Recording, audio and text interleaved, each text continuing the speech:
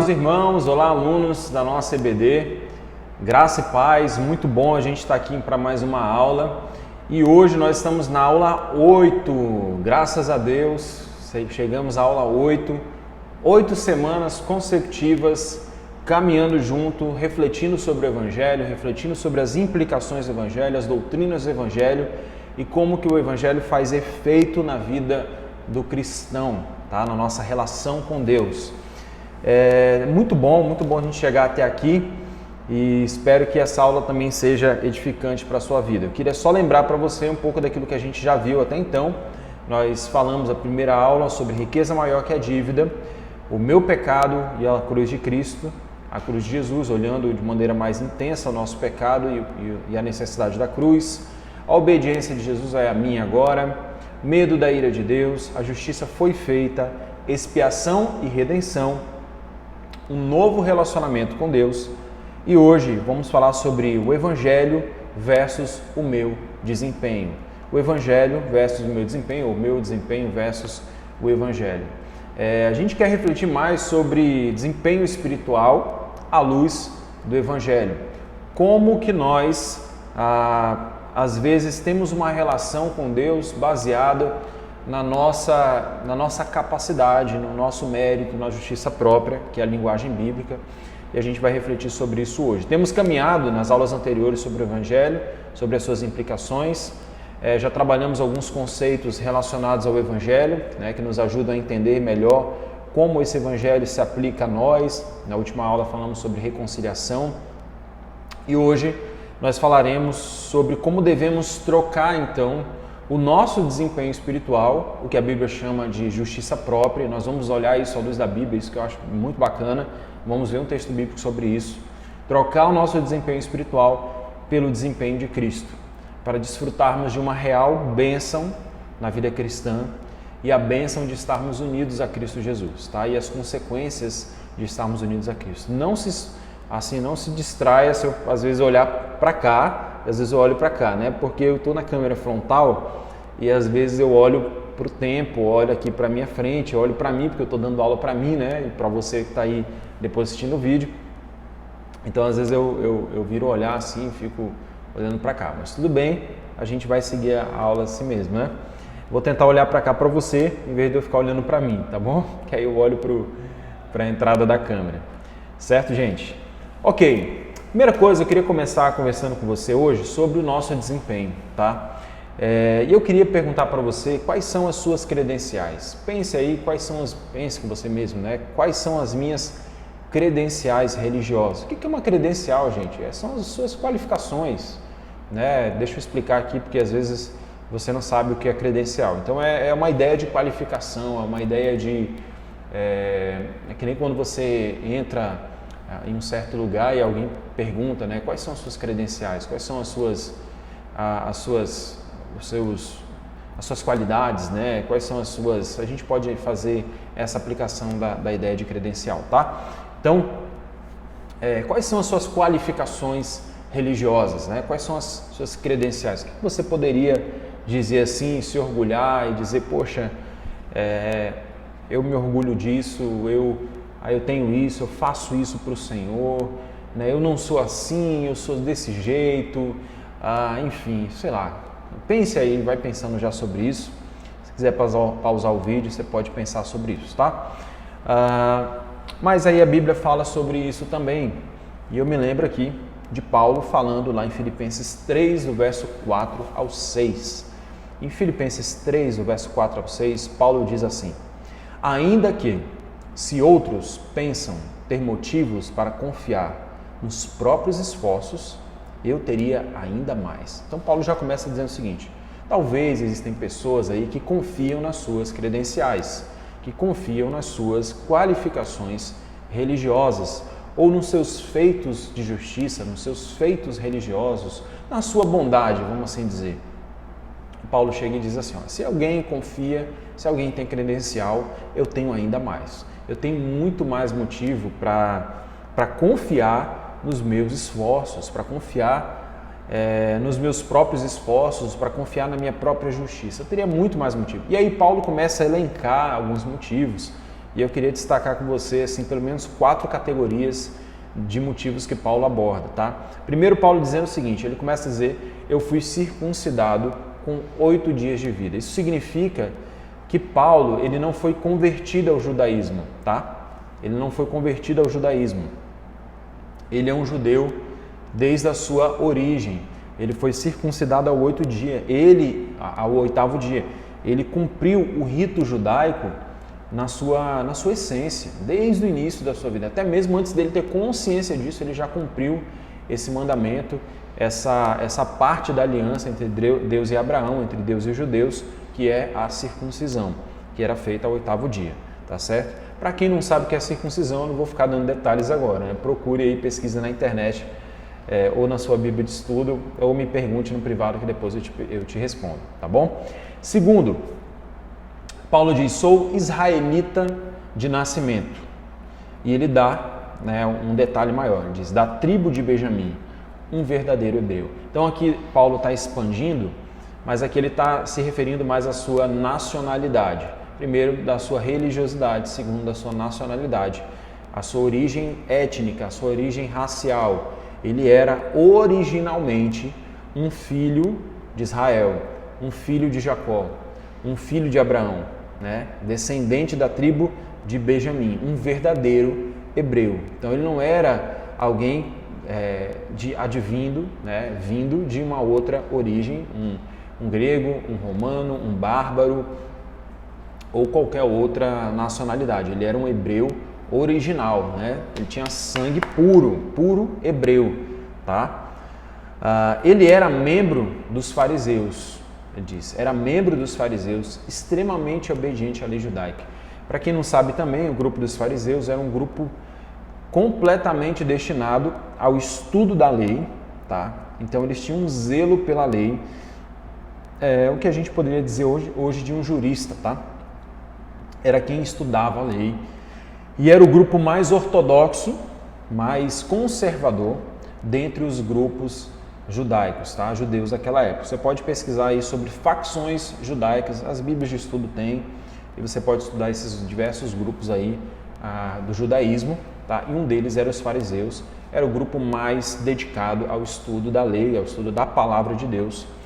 E ele era extremamente obediente, assim como um fariseu, a essa lei judaica, tá? Então essa é a terceira credencial de Paulo aqui, o seu zelo religioso, o seu zelo pela palavra de Deus, que era a lei, era a Torá, né? Dividida no Antigo Testamento em lei, escritos e profetas, tá? Profetas e escritos. Então na lei, nos profetas e nos escritos, todo o Antigo Testamento, ele era zeloso nisso. E por último ele diz, era tão zeloso, e aí ele intensifica e fala, poxa, eu era tão zeloso, que eu persegui a igreja. E quanto à justiça, cumpria a lei com todo rigor. Então era alguém assim, extremamente cumpridor das leis, especialmente da lei mosaica, tá? Ao ponto dele perseguir a igreja, porque na cabeça do judeu, num cristianismo recém-chegado, ele acreditava que o cristianismo era uma seita, que poderia de alguma maneira prejudicar a imagem do judaísmo, prejudicar a relação do judaísmo com Roma, enfim, prejudicar a religião de maneira geral, tá? Então eles perseguiam, era essa a ordem bíblica, lá no Antigo Testamento se fala sobre aqueles que se desviam, né, da palavra ou distorcem a palavra, deveriam sim serem penalizados por isso, até mesmo com pena de morte, tá? Então, Paulo ele fala, eu era muito zeloso e perseguia a igreja. Era alguém que defendia a fé judaica com unhas e dentes. Essas eram basicamente as 4 categorias, as 4 partes aí, né, que estão no texto, Filipenses 3, 4 ao 6, de credenciais paulinas, né, ou de vantagens paulinas, ou enfim, que nós já falamos aí, tá bom? E aí eu queria pensar com você algumas credenciais que nós hoje, crentes, né, batistas, ou se você não é batista, você é de outra denominação, mas de uma denominação histórica, normalmente, temos como credenciais e enchemos a boca para falar das nossas credenciais. A primeira delas é a gente diz, quando você é filho de crente, nós dizemos, poxa, eu sou filho de crente. Sou filho de crente, cresci na igreja, nasci na igreja, né? Eu acho que você já ouviu falar sobre isso. A pessoa fala, eu nasci na igreja, né? Parece até, você imagina assim, a pessoa no parto, lá em cima do altar, né? Os médicos ali, só falta isso, né? Então, praticamente nasceu na igreja. Segundo eu ajudo a minha igreja, eu ajudo o ministério. Eu sirvo a igreja. Eu sou batizado. Eu sou dizimista fiel.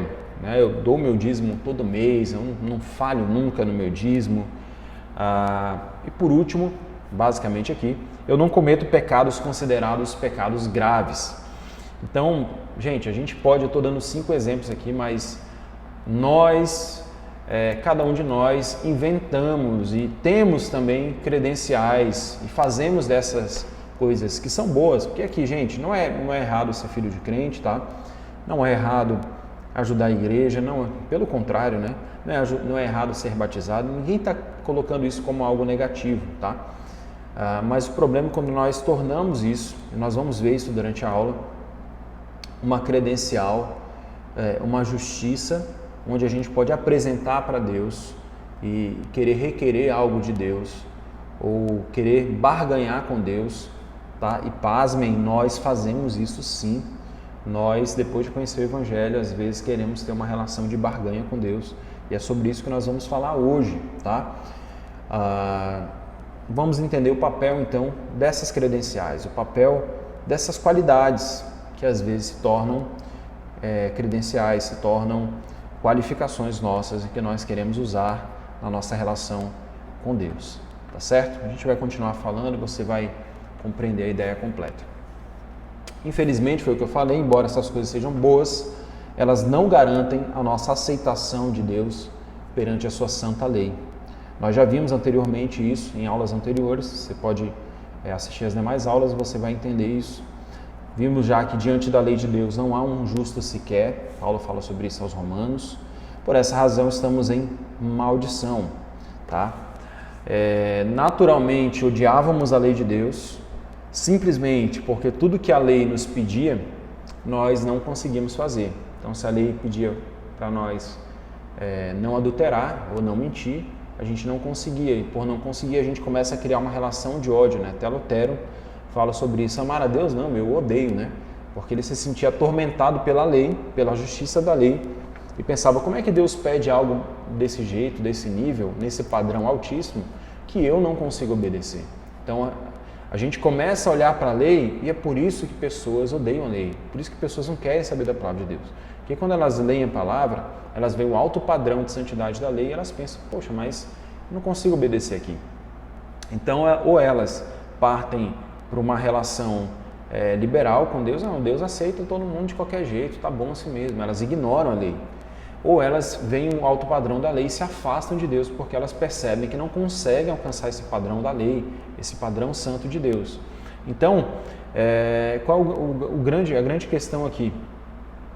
Nós criamos uma relação de ódio com a lei, porque a lei pede coisas que a gente não consegue obedecer. Então a gente fica chateado, a gente fica irritado com a lei de Deus e com Deus.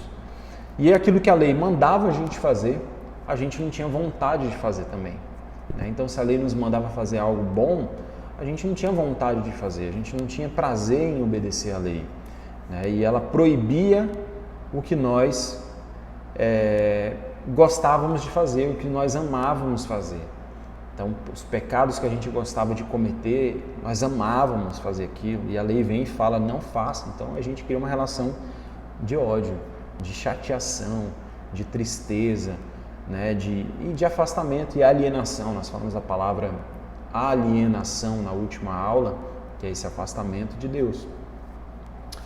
E aí é exatamente isso que Paulo fala aos Gálatas 3. Em Gálatas 3, verso 10, que quem não resiste à lei está em maldição. Quem não resiste à lei está em maldição, está sob maldição. E aí tem uma citação interessante sobre maldição que eu queria que você entendesse e a gente vai conversar sobre isso. Ele diz o seguinte: para sermos abençoados em vez de amaldiçoados por Deus, teríamos de analisar a lei e satisfazer todas as suas exigências. Isso não pode ser feito. Objetivamente, buscar a salvação pela observância da lei significa ser amaldiçoado. Isso quer dizer que, em termos psicológicos, todo aquele que procurar salvar-se por meio do próprio desempenho experimentará uma maldição em termos subjetivos. No mínimo, a tentativa de se salvar pelas obras conduzirá a uma profunda ansiedade e insegurança, porque nunca se pode ter certeza de estar vivendo suficientemente bem à altura dos padrões da lei, quaisquer que sejam. Aqui a citação nos mostra, né, que ainda que essa tentativa deixa a gente sensível, intimidado, sensível à crítica, intimidado, ou até mesmo vaidoso e orgulhoso por tentar se convencer de tal posição. Isso significa o seguinte, que nós, nessa relação com a lei, nós investigamos a lei e vemos o padrão da lei, foi o que eu falei agora há pouco. O que acontece? A gente se sente derrotado, a gente se sente, de fato, cria uma relação de ódio com a lei.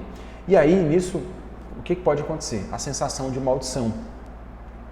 Existe uma maldição real, ao ponto de vista bíblico, legal? Existe. Aquele que não persiste em obedecer à lei, Paulo fala, está sob maldição. Quando nós investigamos a lei, a gente vê que a gente não consegue. Já falamos isso em outras aulas. Então, a gente não consegue. Então, existe maldição para nós que não persistimos na lei, que não obedecemos à lei, que não conseguimos chegar ao padrão de Deus, que é da lei. Aquele que fere um ponto da lei, fere a lei inteira. Então, isso gera uma maldição real, mas, ao mesmo tempo, em termos psicológicos, mentais, né? Nós nos sentimos amaldiçoados. Foi o que eu falei, nós vemos a lei e a gente se sente amaldiçoado. Por quê? Porque a gente não consegue alcançar esse padrão. A gente fica com uma certa ansiedade, com insegurança. Poxa, será que eu estou obedecendo a Deus? E essa era a relação de Lutero, né? E porque ele, ao cair aquele raio próximo dele, ele ficou apavorado. Ele tinha medo de morrer porque ele nunca sabia se estava vivendo um padrão que Deus de fato queria. E de fato isso traz uma insegurança. E algumas pessoas, né, ficam sensíveis à crítica, ficam intimidadas porque as outras pessoas vão vê-la e vão pensar, poxa, você não é assim, você não consegue alcançar esse padrão, e isso gera uma insegurança, isso gera uma sensibilidade, né, uma intimidação de algumas pessoas. Elas se afastam às vezes de Deus, se afastam da igreja, se afastam de pessoas que podem criticá-la por tal posição. Ou então a pessoa se orgulha, ela se enche, ela pensa, não, eu vou fingir, você se torna um fariseu, vou fingir que eu tenho tal padrão. E ela se orgulha, se enche e se mostra como alguém completamente obediente. O fato é que quando nós olhamos para a Escritura, vemos que nenhum de nós consegue resistir a essa realidade. Nenhum de nós pode basear a relação com Deus nesse desempenho, na capacidade, no desempenho de obediência à lei de Deus. E aí eu quero tratar essa relação, então, mostrando que nós, embora tenhamos coisas boas, embora tenhamos credenciais, embora façamos obras de justiça, elas não são suficientes à luz da Bíblia, à luz da santidade de Deus, quero dizer. Nós já vimos isso anteriormente, mas eu queria dar uma ênfase maior em como isso afeta a nossa relação com Deus.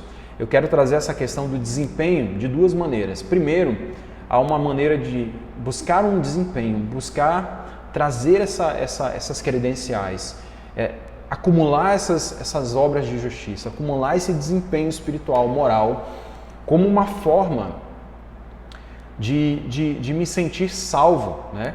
Como uma forma de alcançar a salvação. E a outra é como uma forma de ter a sensação de bênção, de ter a sensação de que por causa do meu desempenho, Deus está me abençoando. Deus está comigo, eu estou obedecendo a Deus, Deus está comigo. Eu estou fazendo as coisas certas, Deus está comigo. Eu estou cumprindo todos aqueles ritos, eu estou cumprindo todas aquelas coisas que nós sabemos. Eu não cometo os pecados aí graves, né? Deus está comigo, então me abençoando. Então a sensação de bênção por causa dessa obediência, desse desempenho espiritual, dessa justiça própria. Então há duas maneiras de se relacionar com Deus através do desempenho. Eu vou falar dessas duas aqui basicamente. Uma para alcançar a salvação, uma para querer trocar e barganhar a salvação com Deus. Provavelmente essa não seja a sua se você já é um cristão, tá certo? Mas a outra, ela é bem parecida com a primeira. É um cristão que já é salvo, mas ele quer se sentir salvo. Ele quer ter a sensação de bênção, de presença de Deus, baseado na sua obediência, baseado na sua justiça.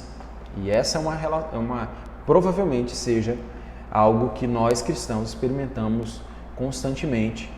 E aí, meu querido irmão, eu quero encorajar você de antemão a dizer que abandone tudo. Tá? E é exatamente isso que Paulo nos ensina em Filipenses 3 e que é a nossa aula de hoje. E vamos falar então agora, diante do desempenho, de como que Paulo abriu mão de tudo isso. O apóstolo Paulo é um modelo de fé, é um modelo apostólico para nós. Ele é apóstolo, ele escreveu as cartas do Novo Testamento, várias cartas do Novo Testamento. Deus soprou, Deus inspirou, moveu Paulo a escrever. Então, o seu modelo de vida, os seus escritos, são para nós cristãos palavra de Deus, né? E o seu modelo de vida é um exemplo de vida para nós. E Paulo, então, considera a perda, é o que nós vamos falar um pouco da perda de Paulo, e eu quero que seja a sua perda, a perda de todo cristão. Paulo, então, usa algumas palavras que são interessantes para entendermos o valor do Evangelho em relação ao nosso mérito, ao nosso esforço ou ao nosso desempenho, tá? Então, pensa essas palavras como palavras relacionadas: mérito, esforço, desempenho, performance espiritual, justiça própria, que é a linguagem bíblica. São maneiras da gente falar desse desempenho, dessas credenciais, tá bom? Quando elas são usadas, presta atenção, quando elas são usadas para a relação com Deus, tá? Tanto para a salvação quanto para a sensação de bênção, para se sentir cuidado e abençoado por Deus por causa delas. Então, lembrando então que o Evangelho é também o fato de que Jesus levou a maldição em nosso lugar e nós recebemos a sua justiça. É o que nós chamamos de dupla imputação. Com isso, é a justiça de Deus feita em Cristo. A justiça de Deus, ela é melhor, ela é perfeita. Nós já falamos sobre isso anteriormente. Então, nós, quando estamos em Cristo, temos sobre nós a justiça, porque a justiça de Cristo, a performance, o desempenho, os méritos, o esforço de Cristo, a obediência de Cristo perfeita, ela vem sobre nós e sobre Cristo foi levada a nossa maldição. Meu irmão, você já sabe isso de cor e salteado, a gente já falou e isso aí é algo, uma das doutrinas do Evangelho, tá? Então, dupla imputação. E aí, então, isso é mais importante. Eu quero que você tenha em foco, o entendimento que isso é o ponto mais importante nessa troca. Existe já, então, essa justiça, esse desempenho de Cristo. O que você vai fazer? Você vai trocar. Você vai trocar. E foi isso que Paulo fez. E olha como Paulo trata isso no verso 7 e no verso 8 de Filipenses 3. Ele diz: pensava que essas coisas eram valiosas. Essas coisas o quê?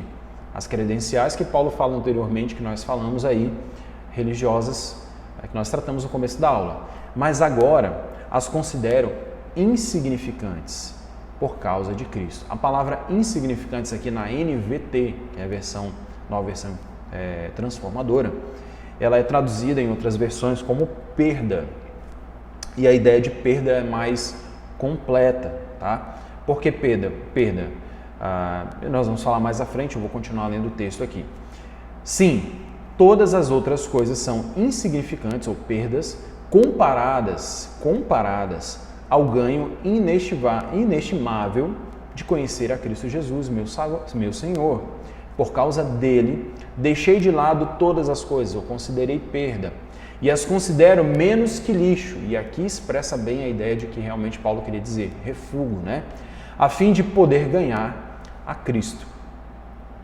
Então, a palavra perda que Paulo usa aqui, ele usa a palavra perda, usa a palavra refúgio ou a palavra lixo, para falar daquilo que ele considerou os seus méritos, de como que ele considerou as suas credenciais ao se deparar com a grandeza do Evangelho, com a grandeza de conhecer a Cristo, com a realidade de conhecer o Evangelho da graça. Então, Paulo ele usa a palavra perda, que também é usada lá em Atos 27, no naufrágio. Jonas 1 também fala de perda. É uma linguagem náutica. Os marinheiros, quando estavam em perigo de morte, por causa de uma tempestade, eles lançavam fora, eles perdiam a carga. E era questão de ou perde-se a carga ou perde-se a vida dos marinheiros e do comandante. Então, eles lançavam, eles consideravam toda aquela carga, embora fosse muito valiosa, fosse uma carga de alimentos e tal, era o serviço que um marinheiro fazia, era uma carga às vezes cara, mas era melhor perder a carga do que perder a vida e o navio, né? Então, aquela carga, diante de uma situação de vida ou morte, ela se tornava insignificante, foi o termo que nós usamos aqui, ela se tornava perda, ela não tinha mais valor, né? Diante da vida, diante daquilo que eles poderiam ganhar se lançassem fora a carga. E aí eles consideravam essa carga menor do que lixo. Ele considerava lixo mesmo, a ideia é que é lixo mesmo, é aquele lixo que sobra no navio que era jogado fora ao mar. Tá? Então, aquela carga poderia ser uma carga de ouro, poderia ser uma carga de coisa muito valiosa, mas ela era considerada menor do que lixo. Olha como isso aqui é interessante, olha que imagem interessante, irmãos, que Paulo quer trazer para a gente e quer que a gente considere na nossa caminhada, na nossa relação com Deus. Isso aqui é muito, muito importante, tá? Paulo, então, ele considera perder as suas credenciais, que ele está falando das suas qualificações religiosas, que eram de suma importância, para ganhar Cristo. Então, perder as credenciais ali era uma questão de vida ou morte.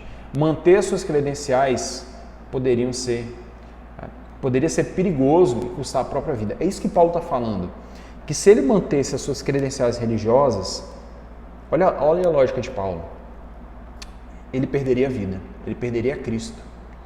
Então, diante do valor de Cristo, né, a gente tem lá a parábola do tesouro, não lembro o nome da parábola exatamente, mas do campo, né, daquele homem que acha um tesouro, vende tudo que tem e compra o terreno. Esse é o valor do Evangelho.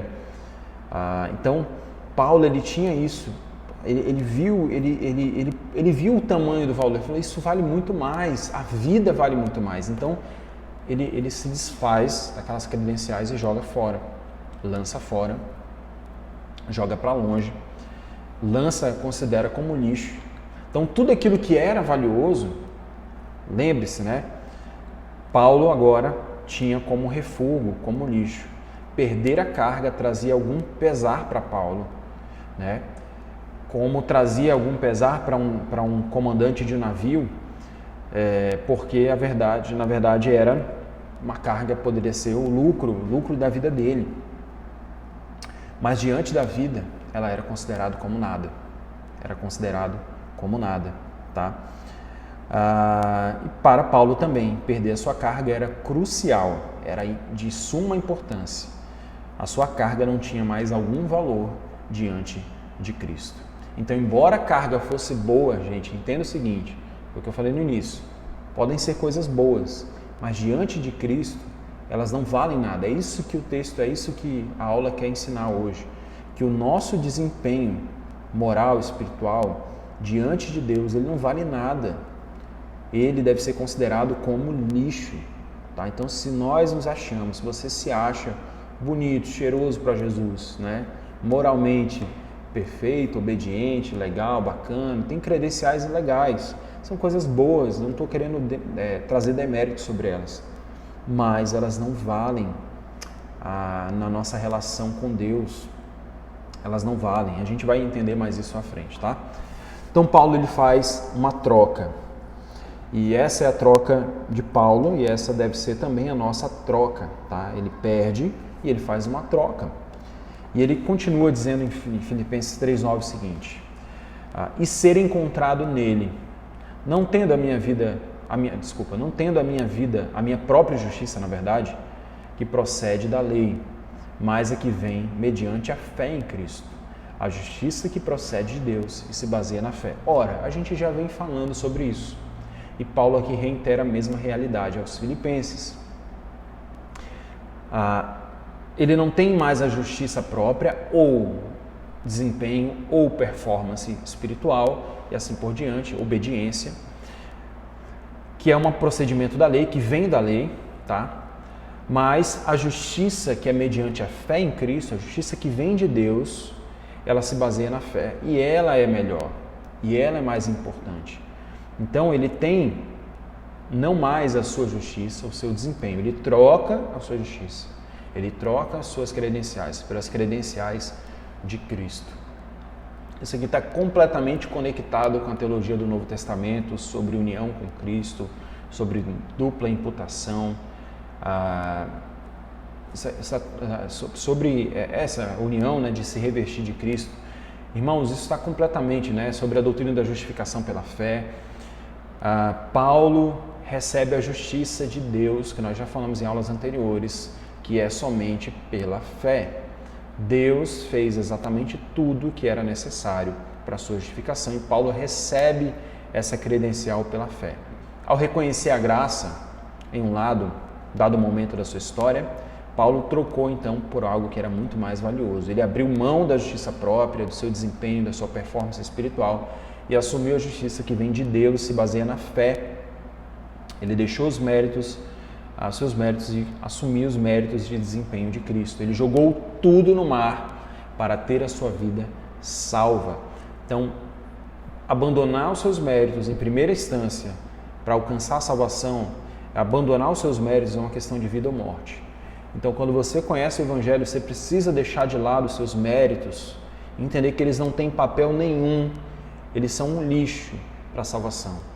A salvação, a aceitação, a regeneração, a adoção é um processo feito por Deus que não envolve nada do homem, nada do mérito humano, tá? Então isso aqui é importante. Em segundo, na sua relação com Deus também, já após ser salvo, é isso que nós vamos falar e finalizar aqui. Imagine então uma troca de cargas, né? Nós já falamos sobre isso.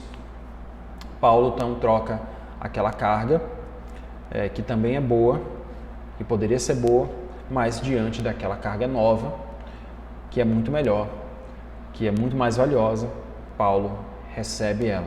Ele considera lixo, porque diante da justiça de Deus, era assim que toda a sua carga se tornara. Assim é a questão do nosso desempenho diante do desempenho de Jesus. Então, o desempenho do homem diante do desempenho de Jesus, o desempenho do homem ele é lixo, o desempenho de Cristo ele é valioso. A moralidade, então, meus irmãos, é uma das barreiras duras contra o Evangelho.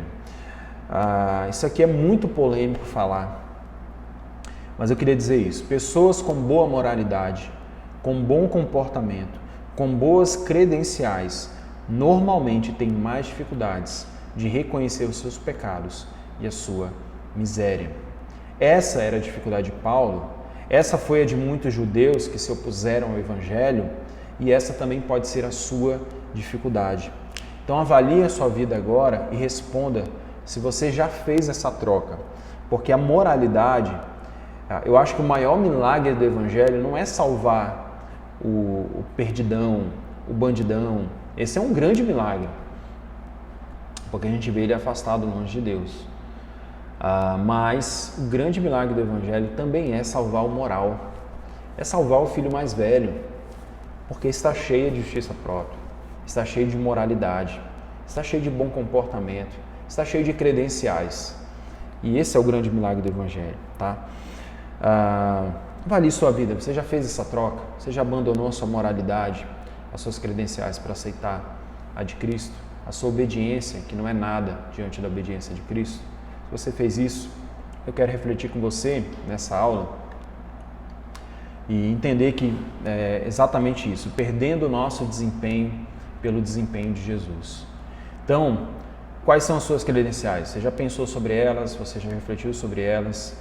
O que orgulha você na sua conduta cristã? Nós todos temos os nossos orgulhos. Isso está arraigado ao nosso coração.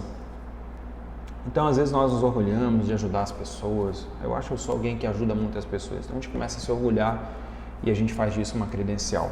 A gente se orgulha do nosso conhecimento bíblico e teológico. A gente pensa, poxa, eu conheço a palavra, eu tenho uma boa doutrina, então a gente se orgulha disso, né? A gente faz disso uma credencial. A gente se orgulha daquilo que a gente falou no início, então a gente se orgulha de tanta coisa, gente. A gente faz disso credenciais, a nossa moralidade, como qualidades, com peso de barganha, com peso de troca com Deus, tá? E aqui eu quero pensar para nós cristãos uma aplicação sobre essa realidade, que é a segunda forma, né, de ver o meu desempenho espiritual, de ver a minha relação com Deus, e usar ele como uma forma de aceitação e sensação de bênção. Então nós usamos muitas vezes dessas credenciais para tentar manter o favor de Deus. Às vezes isso é expresso até mesmo na nossa oração, né? A gente diz, Senhor, mas eu sou teu servo, Senhor, mas eu sou teu filho, Senhor, claro, gente, esse não é o ponto, quero deixar bem claro aqui. Senhor, eu faço isso, eu sou teu servo, estou te servindo, então, por favor, né, faça isso, né, eu fiz isso. Eu lembro que tinha um pregador que dizia, se ainda tem um crédito no céu na hora da oração, né, eu peço isso, né, então ele pedia baseado no crédito dele que ele tinha no céu. Gente, a gente tenta manter a ideia de o favor de Deus, de que Deus mantenha o seu favor sobre a nossa vida, baseado nesse desempenho. Então, poxa, e aí a sensação de que a gente controla o favor de Deus também, que a gente controla o favor de Deus, nós achamos que os nossos méritos, que o nosso desempenho, a nossa capacidade de orar, a nossa capacidade de ler a Bíblia, a nossa capacidade de fazer coisas boas, podem ajudar de alguma forma a Deus manter a sua bênção sobre nós, a manter o cuidado, a manter a sua proximidade, tá?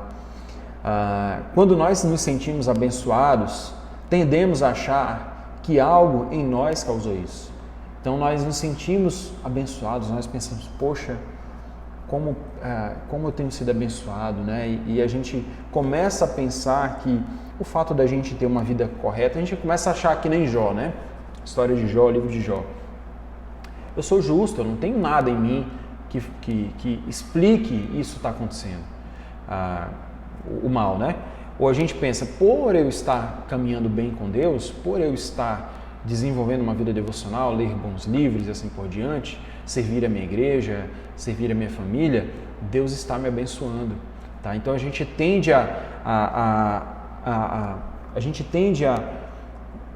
como é que seria? A gente tende a pensar, né, que a origem, que de fato é a origem, né, a causa da nossa bênção, a causa de estarmos bem é a nossa qualidade, são os nossos méritos, inclusive de estar bem com Deus. Eu estou bem com Deus porque eu tenho vida devocional. É claro que você experimenta de bênçãos de Deus por estar com vida devocional, por estar em comunhão com Deus. Mas isso é a questão da comunhão com Deus. Estar em comunhão com Deus traz alegria. Estar em comunhão com Deus traz bênçãos espirituais para os seus filhos? Amém. Mas não é a sua capacidade de estar em comunhão com Deus, a sua força de estar em comunhão com Deus, mas a graça de Deus que favorece você ter comunhão, que favorece você ir ao Senhor. É Ele que faz isso em você, tá? E é Ele que te dá tudo que você tem. Quando nós falhamos, nós estamos em uma fase ruim, tendemos a perder a sensação de bênção. Então, quando nós baseamos a nossa vida no nosso desempenho espiritual, nós tendemos a também nos sentir mal, perder a sensação de bênção quando algo ruim está acontecendo, quando nós não estamos bem, sentimos que Deus está distante, sentimos que Deus nos abandonou, sentimos que o Senhor não ouve a nossa oração, sentimos que a nossa oração não passa do teto. É claro que em alguns momentos da vida o Senhor nos prova, é claro que em alguns momentos da vida temos a sensação de que Deus não está falando, porque Ele está nos provando, mas Deus continua ali. Não é a sensação que muda a realidade de estarmos em Cristo ou não, mas é aquilo que Ele fez por nós. Então lembre-se, né, que agora há sobre minha vida o desempenho de Cristo, a obra de Cristo, a obediência de Cristo, a justiça de Cristo. Se você entendeu essa lógica, já fez a troca, há um imperativo então para você aqui e há um efeito então, meu irmão, prático para a nossa vida se nós entendermos essa realidade. E o efeito prático é o que Paulo trata no constante ali em seguida no texto. Eu tenho visto muitas pessoas falarem que estão com a sua vida espiritual parada nesse tempo de isolamento social, não estão conseguindo viver, não estão conseguindo orar, não estão conseguindo fazer as suas disciplinas espirituais. Talvez essas pessoas estão baseando suas vidas com Deus na sua relação religiosa, igreja-templo, e por isso perdem a sensação de bênção ou pertencimento, a sua capacidade de ir à igreja, de fazer as coisas na igreja. Então, por eu não fazer isso, parece que eu estou mal, parece que eu estou longe de Deus, parece que eu não sou mais cristão. Não é isso que baseia. Não é o seu desempenho, não é a sua capacidade. Eu vou dizer uma coisa aqui, que claro que a Bíblia apresenta a justiça e as obras de justiça como algo que vem da vida cristã. Nós vamos dar mais ênfase nisso no decorrer das nossas aulas posteriores, os frutos de uma vida nova. Mas eu queria dizer que se nós não fizéssemos nada para Deus, ainda assim seríamos salvos pela graça de Deus. Lembre-se que o ladrão da cruz foi salvo na cruz. Ele não desceu da cruz para fazer boas obras, ele não desceu da cruz para congregar numa igreja, ele não desceu da cruz para ser batizado, nem foi batizado por aspersão, né? Jesus pegou o sangue dele assim, aspergiu, né? Se fosse presbiteriano, a gente... Desculpa meus colegas presbiterianos, mas se fosse presbiteriano a gente estaria pensando nessa possibilidade, né? Uma brincadeira. Não, de maneira nenhuma. Então, se nós não fizéssemos mais nada na nossa vida cristã, Cristo já teria feito tudo o que é necessário para sermos salvos e para termos uma relação com Deus baseada no desempenho de Cristo. Isso é maravilhoso, isso tira um peso das suas costas e isso faz aquilo que Paulo fala aqui em diante. Em seguida, nós temos uma falha do coração de achar que a religião é o meio de se relacionar com Deus. Depois de sermos salvos, continuamos achando que nós vamos a Deus, que os nossos esforços é que trazem a bênção de Deus. Achamos que temos que apresentar coisas para Deus, para que Deus nos ame mais, para que Deus nos aceite mais, para que Deus nos abençoe mais. E não, é graça. Graça de Deus, a relação com Deus, o Espírito de Deus, as bênçãos de Deus, a misericórdia de Deus a cada manhã é graça. Ah, pastor, mas isso faz eu parar? Isso quer dizer que eu não vou fazer nada para Deus? Não, mas você faz sem esse peso. E olha que Paulo fala, ele diz, não que eu já tenha obtido, verso 12 ao verso 14 do capítulo 3, não que eu já tenha obtido tudo, ou que eu já tenha sido aperfeiçoado, mas eu prossigo. Prosseguir aqui é perseguir, é a ideia de perseguir um objetivo. Paulo agora ele persegue, ele prossegue nos seus objetivos de vida cristã, para alcançá-lo, pois para mim também para isso fui alcançado. Ele entende que ele foi alcançado para perseguir uma excelência, para perseguir uma vida cristã excelente, para seguir em frente. É a ideia de realmente alcançar um prêmio. E ele continua, irmãos, não penso que eu mesmo já tenho alcançado a perfeição, mas uma coisa eu faço, esquecendo-me das coisas que para trás ficaram e avançando para as que estão adiante, prossigo para o alvo, para o prêmio, a fim de ganhar o prêmio do chamado celestial de Deus em Cristo Jesus. Avançando aqui, então, é a ideia de um atleta dando todo o máximo para terminar uma corrida. Ele continua, ele usa cada fibra do corpo, cada músculo para trilhar a sua caminhada. Então percebe que o desempenho de Jesus favorece o meu desempenho. O meu desempenho não é barganha, não tem peso de trazer sobre mim bênçãos ou trocas ou sensação de bênção, de presença de Deus. Eu já tenho a presença de Deus pela graça, pela minha fé, pela minha união com Cristo. Mas o desempenho de Cristo favorece o meu desempenho. E essa nova credencial que nós temos agora em Cristo e que Paulo fala, é o que nos motiva, é o que nos prossegue, nos faz prosseguir, nos faz avançar, nos faz perseguir o alvo. Antes, a motivação de Paulo era a justiça própria, era alcançar um prêmio, era alcançar a salvação, e ele não conseguiria. Mas agora é a justiça, é o desempenho de Cristo, a causa da alegria que brota na vida dele e que faz com que ele persiga e prossiga seguindo adiante. Tá?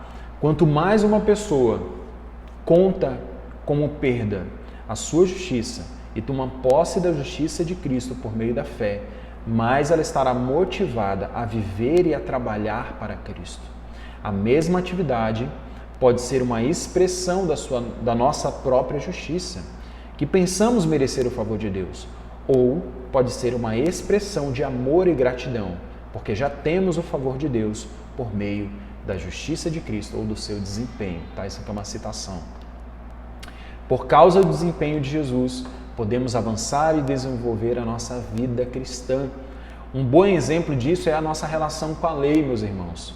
Porque agora eu amo e tenho vontade de obedecer à lei de Deus. Antes eu não tinha. Veja então que o desempenho, foi o que eu falei, de Jesus é o nosso desempenho. Hoje eu posso então, ao contrário do que nós falamos no início da aula, desejar a lei, porque Cristo obedeceu à lei e tirou a maldição que estava sobre mim, a sensação de maldição, a maldição real, objetiva e subjetiva. Cristo tirou de mim. Então agora, e eu quero fazer uma citação do Keller, ele diz o seguinte: o Evangelho significa que não mais obedecemos à lei por medo de rejeição e esperança de salvação pelo desempenho. Nós não temos mais esperança de sermos salvos pelo nosso desempenho, mas quando nos apossamos da salvação pela promessa, nosso coração se enche de alegria e o desejo de ser como nosso Salvador e de agradar a Ele. A maneira de fazer isso é obedecendo à lei. Então, nosso coração se enche, nós queremos, nós olhamos a lei, nós olhamos os mandamentos de Deus com alegria, porque olhamos e falamos: Deus, obrigado, porque o Senhor cumpriu esses mandamentos que eu nunca poderia. Deus, obrigado por Tua graça. Isso alegra o nosso coração, isso enche o coração de um cristão genuíno e o motiva e o encoraja a amar a lei de Deus e almejar a obedecer à lei de Deus com todo vigor e toda energia. Meu irmão, eu queria então deixar essa aula para você e que Deus te abençoe. Espero que você tenha gostado, espero que tenha sido edificante para a sua vida. Que Deus abençoe e até a próxima aula.